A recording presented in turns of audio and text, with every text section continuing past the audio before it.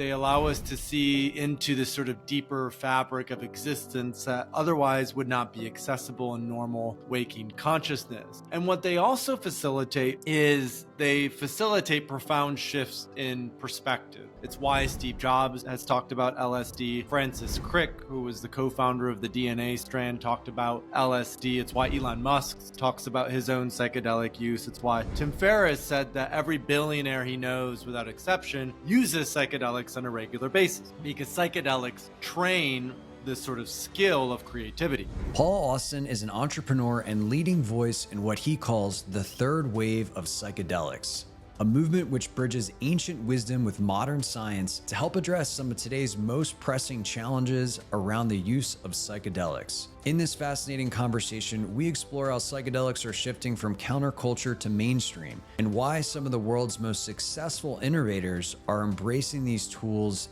and treating them as if they are a skill. So what's going to become increasingly valuable, to use that word, is not the capacity to get things done like it was in industrialism, convergent thinking. I know I got to get X, Y, and Z done, so I just got to focus and get it done. Artificial intelligence will take care of that more and more and more. What will become increasingly valuable is, in fact, the capacity to think divergently, to come up with novel solutions to difficult problems, and then to communicate or create coherence in a team around solving that problem. Paul shares how psychedelics impact the relationship between our nervous system and creative capacity. I would say the core intention of psychedelics as a skill is to create and to regulate. So to create new things and to do that from a regulated nervous system. And that as we become more skillful at learning how to work with psychedelics, we become more attuned to our physical body and our emotional body. We become more aware of what is disruptive to our nervous system or triggering to our nervous system, or maybe the stress that we continue to hold on to, or the patterns that we immerse ourselves in that continue to replicate these stress patterns. And likewise, we become more capable of creating. Paul also delineates how you can increase your skill of using psychedelics to enhance creativity and improve the quality of your life. So a lot of the skill then of psychedelics and how impactful they are comes down to what I call the 5 elements, which is assessment, preparation, facilitation, integration, and microdosing. What are the 1 or 2 most important aspects of your life that you want to change? What are the behaviors that you can let go of? What are the new patterns that you can start to weave into your everyday existence? Right? All of this I would consider to be part of the skill of psychedelics. And then the final component of this that I'll add in is, the skill of psychedelics is also deciding how much, how often, and which drug.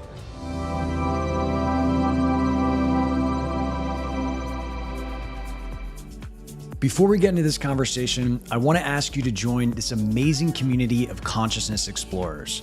This whole idea of pursuing expanded consciousness and the boundaries of human potential while living a modern life is relatively new, which is why we interview revered masters, teachers, experts, and practitioners to help you on your own journey. To stay up to date on the latest conversations, simply click subscribe below and you'll be notified each time a new episode comes out. I am so grateful for all of your support and comments. I love reading them. Now let's dive into this conversation. Paul, what's up, man? Good to be on the show, Scott. Thanks for hosting. Yeah, absolutely. And I thought maybe we could kick this off with a quote that I thought is a really stimulating one for exploration that I've heard you say, which is, the drugs that we use are indicative of the values that we have and where we're going. And, drugs and values aren't the thing that you hear commonly mixed into sentences much these days. So tell me more about that.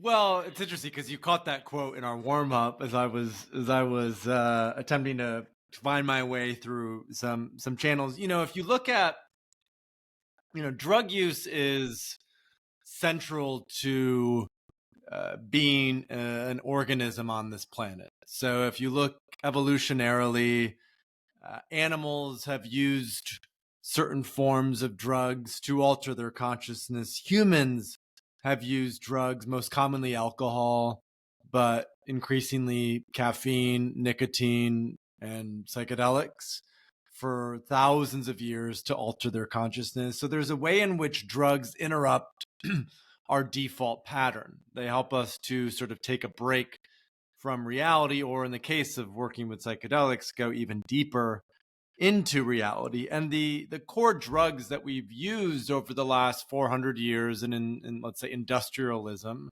have been there have been three main drugs: alcohol, caffeine, and nicotine. Caffeine and nicotine most commonly to help with clarity, cognition, energy, performance, and then alcohol is a way to wind down in the evenings. But what we're starting to recognize and realize is that specifically nicotine and the use of smoke, tobacco, and alcohol are quite toxic. They can cause cancer and other various health issues. So we have, on the one hand, wellness and personalized medicine becoming more and more prominent in this space. So people in our communities are turning away from these previously very common drugs, and many of them are now turning to cannabis and psychedelics. And I think what this indicates is the value of health, well-being, longevity, optimization, right? Feeling good on a day-to-day basis.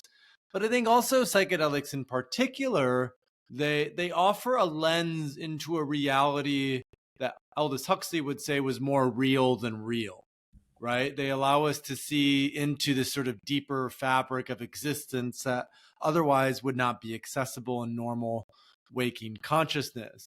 And what they also facilitate is they facilitate profound shifts in perspectives.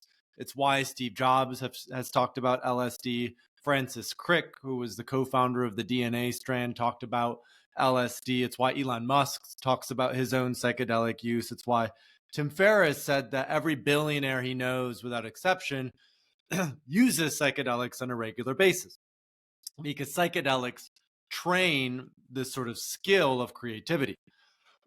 And so what's going to become increasingly valuable, to use that word, is not the capacity to get things done like it was in industrialism, convergent thinking. I know I got to get X, Y, and Z done, so I just got to focus and get it done. Artificial intelligence will take care of that more and more and more. What will become increasingly valuable is, in fact, the capacity to think divergently, to come up with novel solutions to difficult problems, and then to communicate or create coherence in a team around solving that problem. And so if we look at those two values in particular, health and well-being, which is increasingly relevant, and I would just call it creativity or problem solving, psychedelics fit really well into our desire to have both of those aspects in 2024 and beyond. Yeah, I mean, it's super interesting to think about AI, the introduction of AI, and like how that changes the vector of like what we consider being a high performing person. The other thing that stands out to me is like, probably unconsciously, most people use those initial drugs as a coping mechanism to deal with their inability to just be with themselves.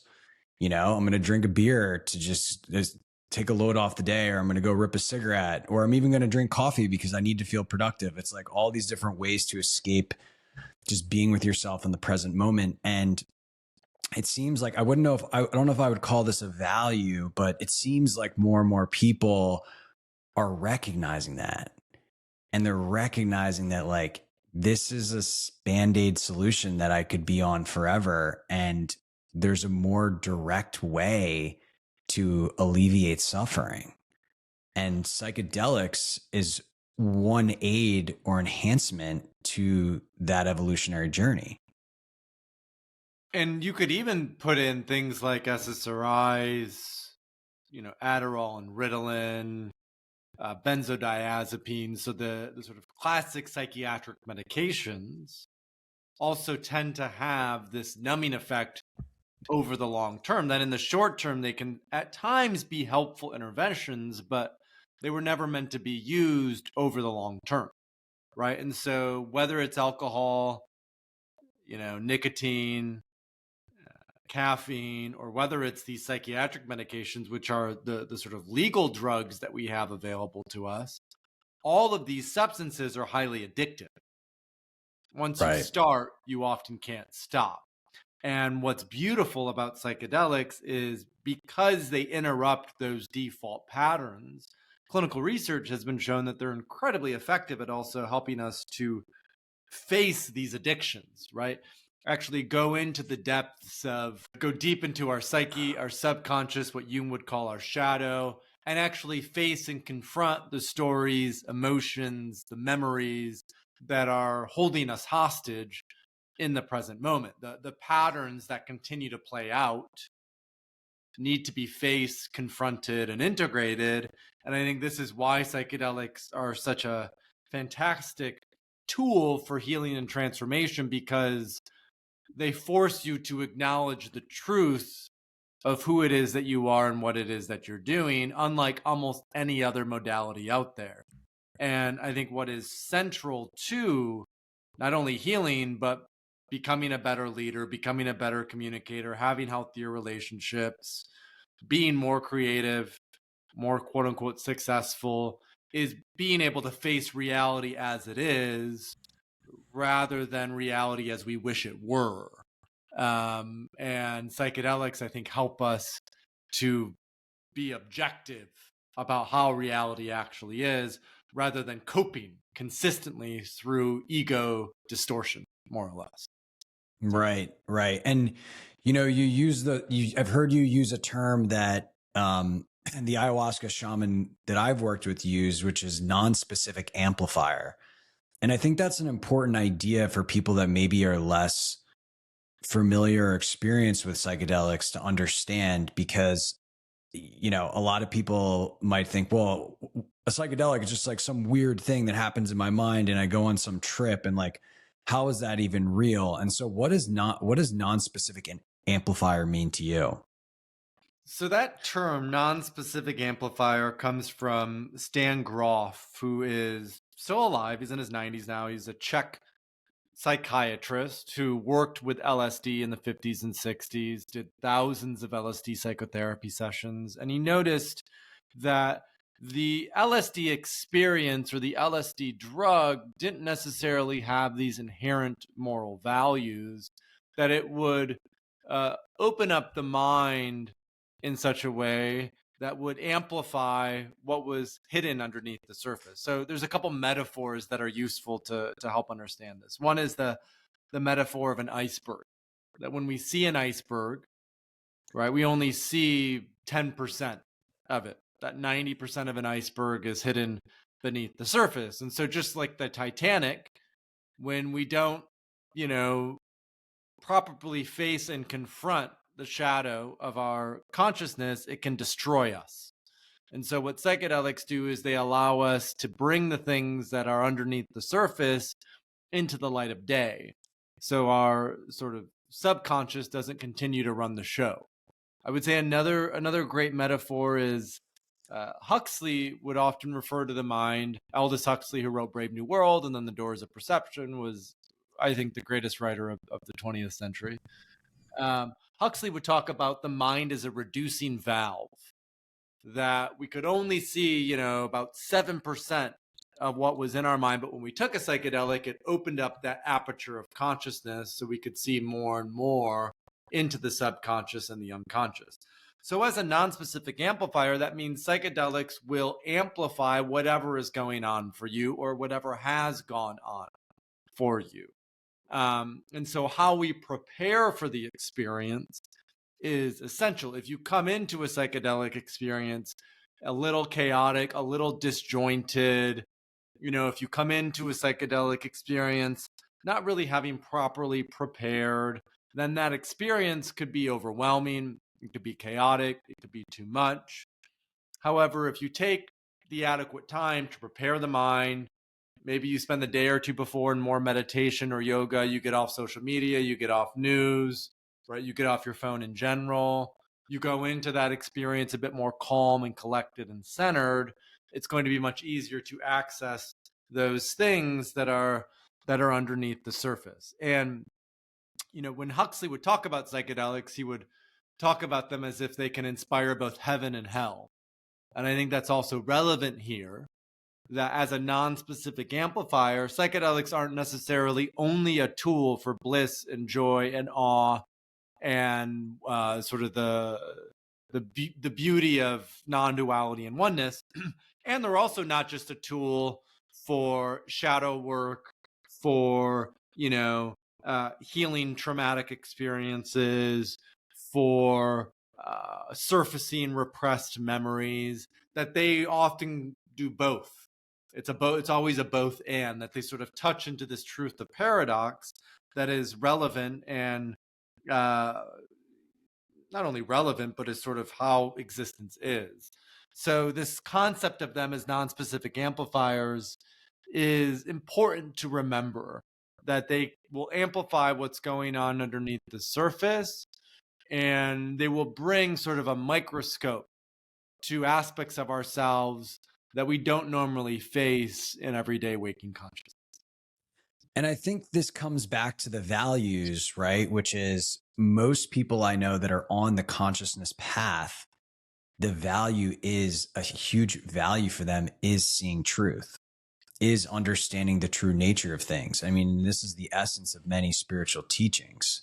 And so as our societally, we evolve to wanting to see more truth, which, by the way, I think is, I mean, we just had the election, and I think a lot of people, I think there is a cultural desire and wellspring oriented around more truth and kind of a debunking of the media and a lot of the systems that have not been orientated around that. I think we are collectively moving more towards that value, which is aligned with more and more people being interested and open to the use of psychedelics.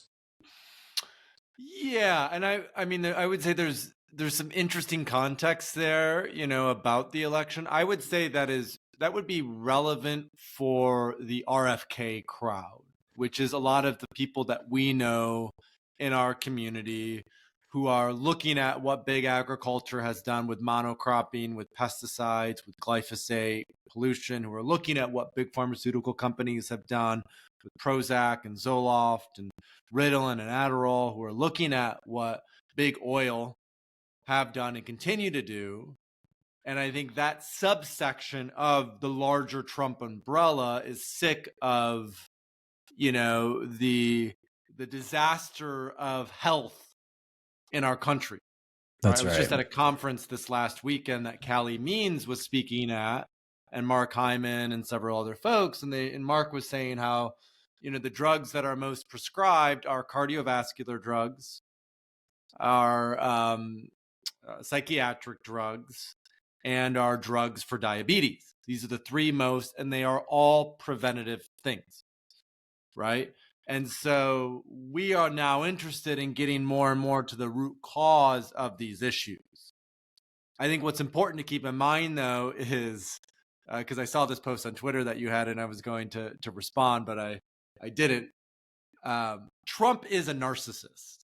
Oh, 100%. And so while I think this capacity to face the truth, I see that as indicative of this sort of RFK 100% culture, and the sort of Trump populist agenda is still a lot of things that I wouldn't necessarily agree with. And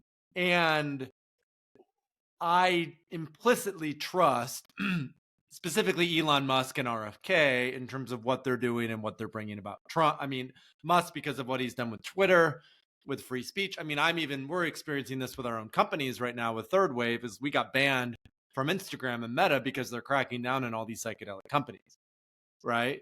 And then RFK because of all the reasons that we mentioned already. So yes, I think the importance of facing the truth is becoming more and more relevant. The capacity for psychedelics to help us do that is becoming more and more obvious. And some people have to start in low amounts. You and I have both been doing medicine for some period of time, meditating, these other practices. And this is why I love microdosing sort of as an onboarding ramp for folks, because there are a lot of folks out there who are still hesitant or skeptical about, jumping into the deep end of psychedelics. but microdosing is a tool that can help them to learn how to swim in the shallow end of their consciousness before they jump into the deep end. I hope you're enjoying this conversation so far. If you like what you hear, let me know by clicking like, subscribing to the channel, and responding with a comment around something that you found interesting in the conversation so far. In addition to these videos, I do a lot of writing on the exploration of consciousness and my own personal revelations in my newsletter called Consciousness, the Doorway to Human Evolution. To receive these updates and more, all you need to do is simply head to the link in the description below and you'll be added to the community of 20,000 plus consciousness explorers receiving weekly ideas and inspiration in their inbox. I look forward to hearing from you there. Now let's get back to the show. Yeah, I really appreciate and admire how you have talked about kind of like your own mission of cultural integration of these substances and how, microdosing is a very wide aperture and first step. And it ties into this question that I had for you where if we're thinking about, okay, a lot of these tasks with AI are going to become, no longer useful, no longer needed. And really the vector of my ability to flourish is my creativity, and psychedelics can be an aid to that. Like, how do we think about psychedelic use as a skill, like as something to hone and refine? Not only, there's the healing component, but maybe let's tie it to this performance component. Yeah, it's a great question. So when I look at psychedelics as a skill, the way that I frame it is similar to how we can learn to cook, we can learn to write, we can learn jujitsu. And I love jujitsu or martial arts as a frame because jujitsu has these different belts that we can work our way up as we become more competent within sort of the community dojo, if you will. And so if you sort of map psychedelics onto the metaphor of jujitsu, if the core intention of jujitsu is to protect and defend, for lack of a better term, there could be other ones as well. I would say the core intention of psychedelics as a skill is to create and to regulate. So to create new things and to do that from a regulated nervous system. And that as we become more skillful at learning how to work with psychedelics, we become more attuned to our physical body and our emotional body. We cultivate a greater sensitivity to what food is ideal for us, to how much our body needs to move or how much sunlight it needs to get. We become more aware of what is disruptive to our nervous system or triggering to our nervous system, or maybe the stress that we continue to hold on to, or the patterns that we immerse ourselves in that continue to replicate these stress patterns. And likewise, we become more capable of creating. I think, when I started working with psychedelics, basically 15 years ago now, the core download that I got was, you are fully responsible for your life. And, what happens is up to you. And the agency, autonomy, the choice that comes from that, the recognition that we each as individuals are responsible for the lives that we live, that was a very powerful thing that came through, especially under these high doses of psychedelics. And so what came out of that was, let's say, an understanding or a choice or a decision that life was malleable, and that it could be invented and that it could be created and that it could be made up. And that when I worked skillfully with psychedelics, it just tended to make things easier. Fundamentally, there are, I would say, two core mechanisms of action that happen when we take a psychedelic in the brain. One is neuroplasticity, right? So the capacity for the brain to adapt and grow and develop to be more malleable, right? Certain research at Johns Hopkins has shown that psychedelic experience reopen what's called the critical learning period.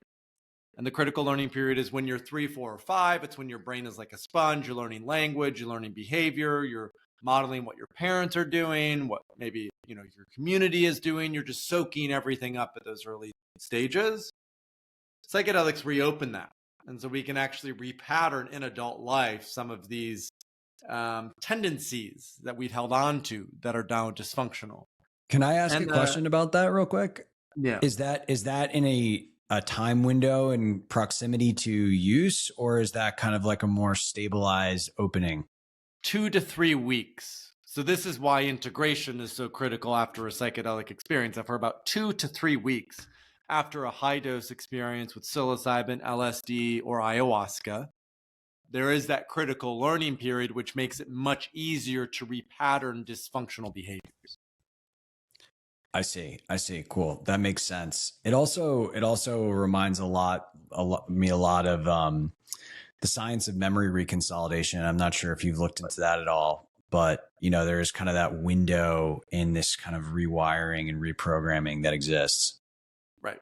Right. And so you have the neuroplastic element, the relearning old patterns. There's, psychedelics as a drug literally make this easier to do. They literally allow the neurology of the brain to adapt and transform. So you have neuroplasticity. The second thing that you have is it's the impact of psychedelics on the amygdala. And the amygdala is this reptilian part of our brain, tiny, shaped like an almond, the oldest part of our brain. It's where our fear response comes from. When we work with psychedelics downregulate the fear response from the amygdala. So now the capacity to, what are the two biggest blocks to creativity? The fear of putting something out there, of putting yourself out there, of actually changing, right? And the other biggest block to creativity is just feeling like you're stuck in the same loop, stuck in the same thought pattern. You can't get out of it. Psychedelics addressed both of those aspects and elements. They both help us to overcome the fear of creation and how that might change our reality. And they help us to step out of our normal thought patterns and loops to think about things from a new lens and perspective. But as you and I both know, that's not an automatic guarantee, right? If you just do a bunch of mushrooms at a music festival, if you're brand new to psychedelics and you just decide, I'm going to take 4 grams of mushrooms at home and see what happens. If, a friend of yours says, hey, I'm going to order ayahuasca online and, get it shipped to my home. You maybe want to drink ayahuasca with me at home. These are all really bad decisions, right? So a lot of the skill then of psychedelics and how impactful they are comes down to what I call the 5 elements, which is assessment, preparation, facilitation, integration, and microdosing. So assessment, how are you working with a guide, a coach, a therapist who is helping you to navigate this landscape, who is optimizing the experience for your needs, who is doing an intake to understand your trauma history, to understand your background and experience with contemplative practices, who's understanding these other aspects and elements of who you are, right? So that assessment is really important. Preparation, preparing for the experience. Facilitation, then, this I think is one of the most important, is if you're working with ayahuasca, work with a Shipibo, or work with the Hunikun, or work with an indigenously trained shaman who you know and trust, who has a lot of experience in this space. If you're working with psilocybin, work with a coach or a guide who has done this for many years, who knows the nuances of how to help you navigate, right? So facilitation is also important. And then integration, we've already talked about. For those 2 to 3 weeks after the psychedelic experience, right, when you have this plasticity, this critical learning period that's opened up, what are the 1 or 2 most important aspects of your life that you want to change? What are the behaviors that you can let go of? What are the new patterns that you can start to weave into your everyday existence? Right? All of this I would consider to be part of the skill of psychedelics. And then the final component of this that I'll add in is, the skill of psychedelics is also deciding how much, how often, and which drug. So a microdose versus a high dose, once a week versus once a month versus once a year, or 5-MeO-DMT versus ayahuasca versus psilocybin versus ketamine versus MDMA, right? Unpacking that is, would take a whole podcast in itself. but there are certain psychedelics that are ideal for certain contexts and certain situations. If you're a tech bro who wants to be more vulnerable, open your heart more, ayahuasca may be ideal, right? If you're really heady, you can't get out of your own way, you can't really get that breakthrough, 5-MeO-DMT may be great. If you're a little nervous and you don't know what to anticipate and you're a little worried about what might come up, MDMA might be a great starting point if you're brand new to psychedelics. So a lot of that skill of psychedelics is both what's appropriate for the moment that you're in, for your current context, and then also how can that be leveraged for behavioral change after the fact. And yeah, it's really interesting, man. I would love to hear your own kind of stack of like just generally how often you use these if you're open to sharing it. But one thing that strikes me is that there are a lot of people like myself who like use psychedelics a fair amount and then was like, yo, I'm good. Like I actually have the like a direct path through contemplative practices and teachings that like I'm excited about just doing that. And that's just how I feel. And then I have friends that I've seen who've like been like, yo, like psychedelics are the shit. I'm getting a ton of downloads and I'm getting all these things. And they do psychedelics every weekend for 2 years. And then they're like, they can't really operate and function in reality like for a couple years after that. And so like, I think it speaks to kind of the balance and skill you're talking about, but I'm just curious, like what have you seen are like when you see these, like you talk about like billionaires or highly creative people that are like integrating this in a healthy way to their life, like what could that look like? Yeah, there's no prescription or cookie cutter model, right? And everyone is different. So I'm someone who has I would say I'm very fortunate that I had a very stable upbringing, like extremely stable upbringing with minimal big T traumas. I think my biggest trauma was just being bullied when I was 10 or 11 and feeling ostracized from my sort of social group. But my home life was very safe and loving. And so as I started to get into psychedelics, because I already had this rooting and this base of being very psychologically stable, I could do quite a bit and be able to integrate and explore. And I never would push it too far, right? Like when I was 19, 20, I started to do psilocybin and LSD. I probably did it something like 20 times over 2 or 3 years.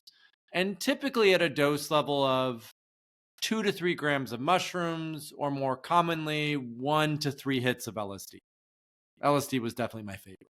So it was definitely a macro dose. I was definitely having these substantial experiences, but I wasn't pushing myself over the edge and overdoing it.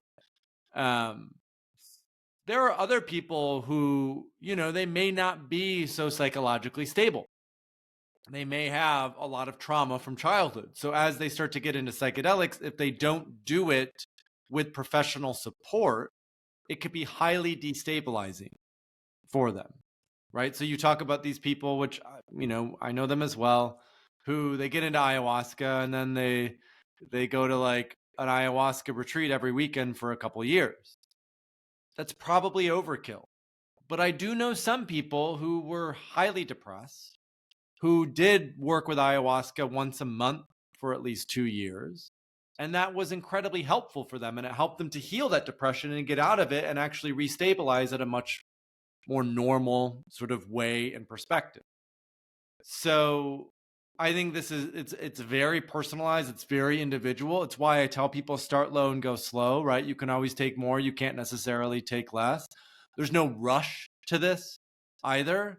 If people are hesitant or skeptical, start with a microdose or start with low dosing, see how that goes. And then once you feel like you're ready, maybe step into a high dose journey and explore what that might feel like.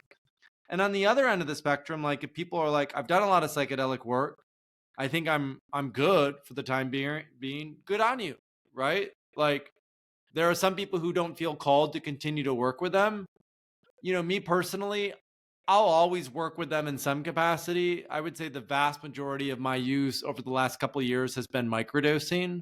But even last year, I went to Costa Rica for 10 days and did a dieta with ayahuasca, where I was in the jungle, 10 days of silence, 5 ayahuasca ceremonies, dieting a plant called guayusa with the Shipibo, who flew up from Costa Rica to host this. So I typically will go for like in-depth dives once or twice a year. And then throughout the year, I'll just microdose. Right now, I'm microdosing with San Pedro, Huachuma, which is a cacti from the Andes. The active alkaloid in San Pedro is mescaline, similar to peyote. And I'm microdosing with San Pedro because in clinical research, it's shown to have the greatest impact on inflammation and inflammatory markers. And so I'm interested in how that can help with both cognition, clarity, but also overall just keeping my inflammation markers down, because I've been sort of immersed in a lot of work-related stress over the last year. So that's my sweet spot. Once or twice a year, really deep dives. The rest of the time, low doses for the most part. And I think in all of this, what's important to emphasize is I also meditate 20 to 30 minutes a day. I actively practice yoga. There are a lot of other lifestyle practices and behaviors that I've grown into over the last 15 years of work with psychedelics. So psychedelics are a catalyst, they're an opener, but they're not necessarily a panacea or a magic bullet. They make change easier, but you still have to want to make the change itself for it to take hold. I completely agree. And I appreciate you sharing your own personal flow. I think that's just helpful for people. When you started 2015 Third Wave, I imagine you had a perspective, or at least prospectus, of like how this industry would unfold and what was going to happen with microdosing, right? And you're coming up on almost 10 years later. Yeah. And I mean, has it played out like you thought? Like, what's any big surprises? Yeah, at the risk of sounding too full of myself, it's played out more or less how I thought it would. And there's a couple key points to emphasize with that. So again, I'll provide a little context. So the third wave of psychedelics suggests there's a first wave and a second wave. The first wave being the ancient and indigenous use of psychedelic plant medicine. So both the indigenous peoples of America, largely South America, Central and North America, using peyote, San Pedro, and ayahuasca. But you also had the ancient Greeks and the ancient Vedics in India who used some type of psychedelic as well. So we've been using these substances for thousands and thousands of years, right? And then in the second wave, LSD was invented, the counterculture happens, right? Scientific research is carried out, but it gets caught up in the anti-war movement and prohibited. So in this third wave of psychedelics, what I have been and continue to be a champion for is how do we marry the ritual, ceremonial, and animist aspects of plant medicine with personalization, science, and best practices that we've learned over the last 40 or 50 years. And also my hypothesis, my assumption, was that psychedelics would be best woven into our cultural fabric in a decentralized mycelial way. That my hypothesis has always been that the FDA and what it represents, which is this industrial, centralized, hierarchical energy, is antithetical to psychedelics. And we saw this when MDMA got rejected. Everyone, was like, MDMA will get approved. The clinical research is there. But the FDA came down hard on it in August and said, it's a no. And there were all these reasons they gave. But I think at a very high level, I think the core reason is the paradigm of psychedelic work does not fit into the predominant biological model that the FDA supports and represents. And so my bet was always that MDMA would not get approved. my bet was always that decriminalization, local communities and churches, and then eventually statewide initiatives would be how the majority of people would get access to this. And my bet was also that the DEA would not really do anything about it because of all the science and research and education that's been coming out about it, because of their need to crack down on fentanyl and cocaine. So now we've noticed that, I mean, Scott, you could throw a rock from your house in Austin, I'm just assuming, and you could probably hit 10 other homes that have microdoses in them or are growing mushrooms, or, you know, people who are just, they have psychedelics on them, because at this point, the vast majority of people don't care. And we saw this in 2023, 8 million people in the United States took psilocybin mushrooms. 47% of those people were microdosing with psilocybin mushrooms. No one is getting thrown in jail anymore because of possessing mushrooms. The only people who are getting thrown in jail on that is because they're selling mushrooms and they're selling cocaine and they're selling, you know, heroin, and they have a bunch of guns on them, right? But those people who are interested in psychedelics for healing, for transformation, who are clean energetically, who are clean, you know, when it comes to their intentions, there's a massive growth of interest in that, and that's just going to continue to grow. So what I've thought of the third wave is a decentralized push towards mainstream acceptance of psychedelics. This isn't necessarily going to happen at the hands of the FDA. This is going to happen through communities, through education, by training great providers. I think that's another big gap that we're doing our best to address with the Psychedelic Coaching Institute, is training coaches, practitioners, providers in how to work with psychedelics. Because as this continues to grow in popularity, people need qualified individuals to support them as they're moving through this. So I think it's sort of going how I thought it would. I would say it's going faster than I anticipated it going, right? That when I started Third Wave in 2015, I was not aware that Michael Pollan would publish How to Change Your Mind in 2018. So that was like gas on the accelerator. And we're now sitting in a place in 2024 where some of the energy is backing off now, right? Google searches for psychedelics are down 40%. Massachusetts, we just had a bill on Tuesday to legalize psychedelics. That was a no. So we're now seeing the sort of cooling off, the plateauing, which in the overall trajectory of things, I think is quite healthy, because a lot of the concern that was starting to bubble up was this is moving too fast and too quick, and we may be getting ahead of ourselves. So I think it's helpful that things are consolidating, you know, settling in, but this is not going away, right? People are looking, we were talking about this before, people want things that work. They want the truth of things, not the pill that they've been sold by a pharmaceutical company to pad their pockets. And so I think as more people recognize Prozac, specifically SSRIs, are just god awful for you for the most part, it's just going to keep getting people to shift towards ketamine, towards psilocybin, towards LSD as a tool, as a drug, as a modality that actually works and doesn't just kick the can down the curb to be faced at a later date. What do you think about like the unintended consequences that can come from psychedelic use?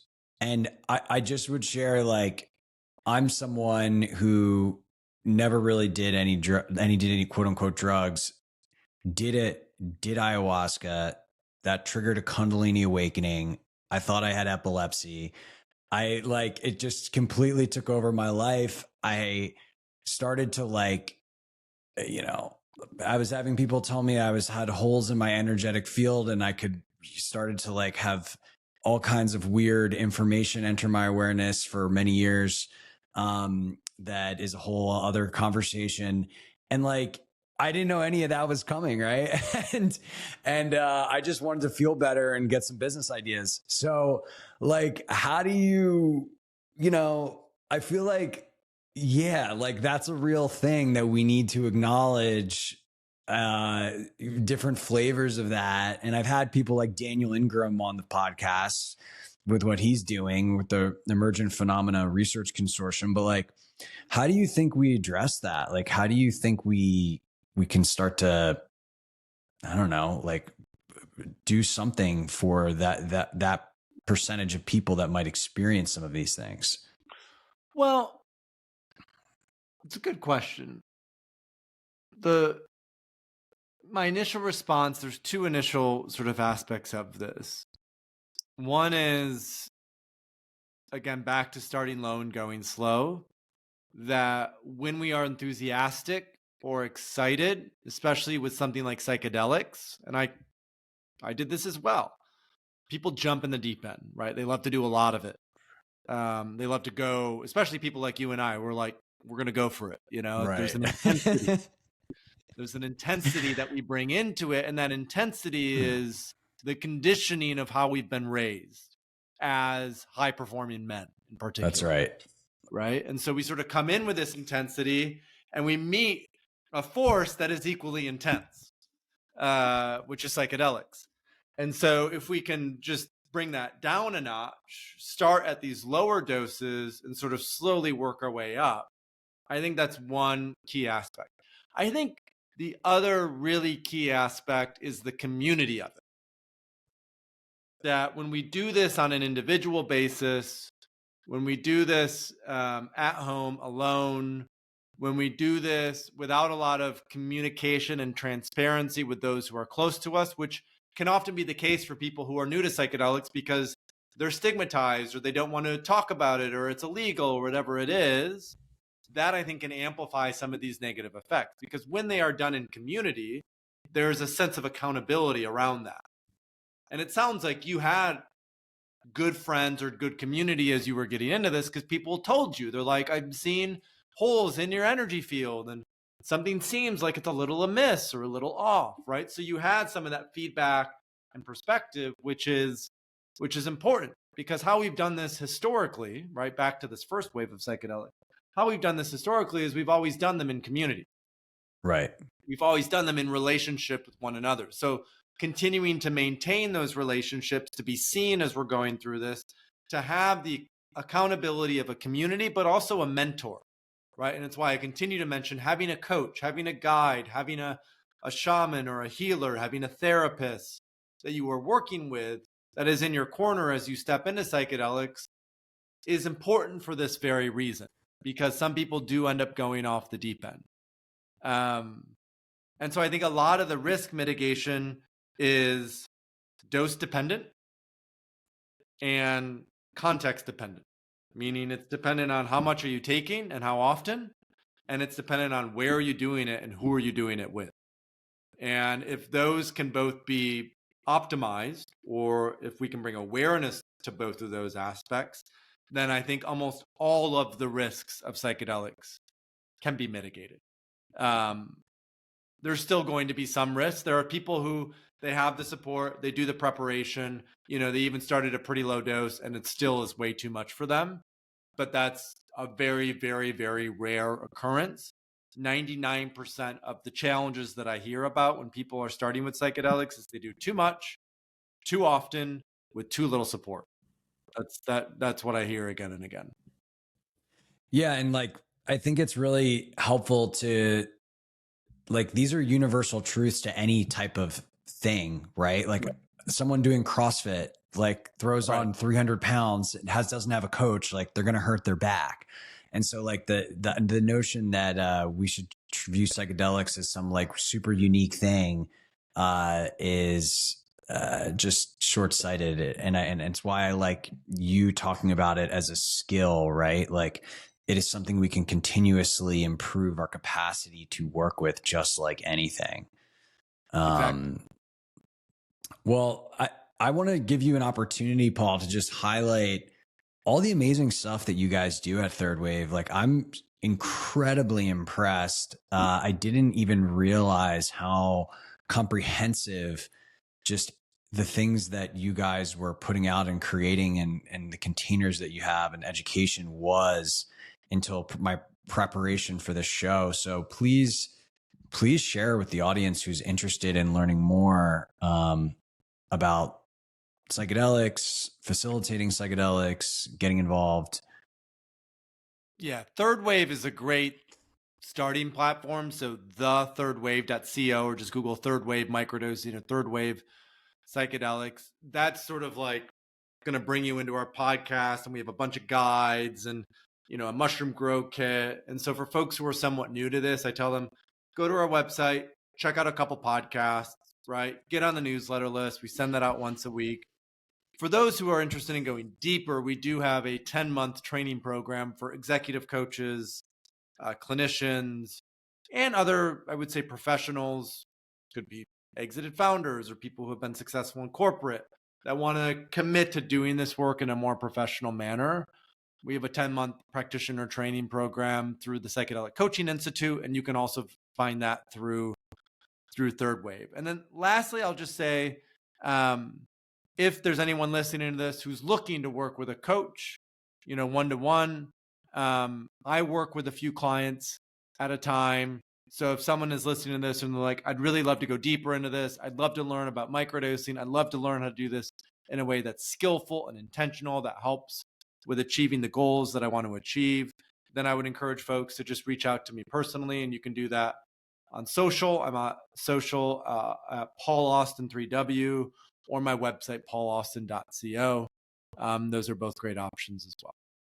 Epic. Well, we'll link all that out. And thanks again, Paul. It's inspiring what you're creating in the world. And I know I can tell it's coming from a place, a heart-centered place, and it's epic, dude. So keep it up. We're grateful for you sharing your wisdom today.